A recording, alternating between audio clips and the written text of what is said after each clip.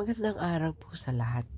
Nandito po ako para magbahagi ng kaalaman tungkol sa ebanghelyo na sinulat ni Juan.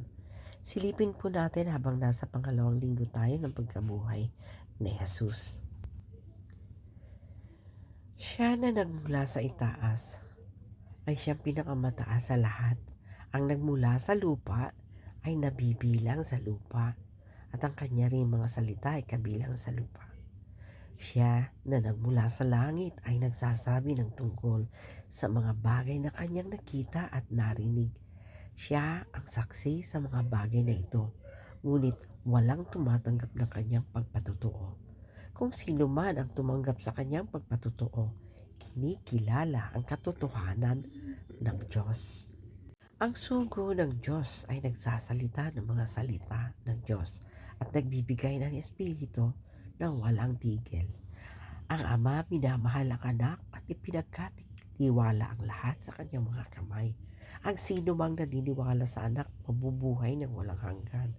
Ngunit siya na hindi sumasampalataya sa anak ay hindi makakaalam ng buhay at laging humaharap sa katurungan ng Diyos. Bigyan po natin ng pansin ang kahulugan ng Ebanghelyo ni Juan. Ang Ebanghelyo ni Juan ay palagiang tinatampok ang hamon na maniwala kay Jesus bilang isa na ipinadala ng Diyos. Kaya ang tanong, maniniwala o hindi naniniwala? Bukod dito sa Ebanghelyo ni Juan, si Jesus ay ang ating tagapagpahayag. Ipinunyag niya kung sino ang Ama.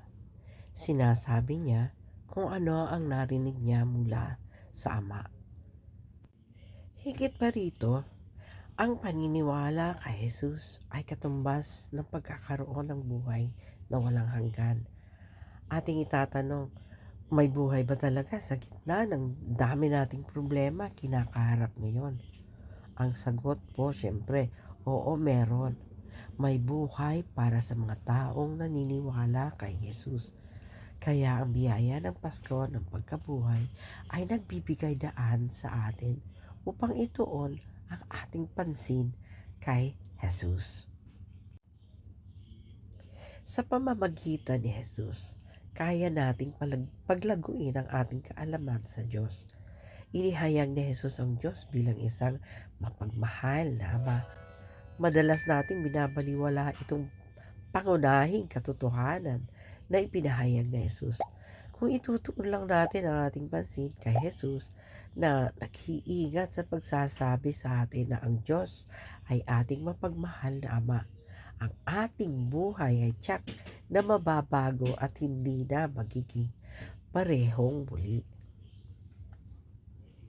Sumampalataya kay Jesus.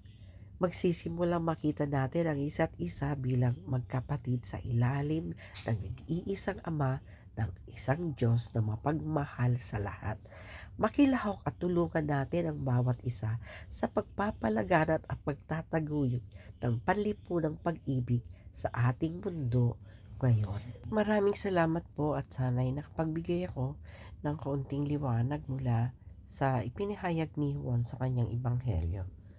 Ipinapanalangin ko na sana'y mamuhay ang lahat na may paniniwala na ang Panginoon lang ang may pakapangyarihan na baguhin ang sitwasyon ng mundo.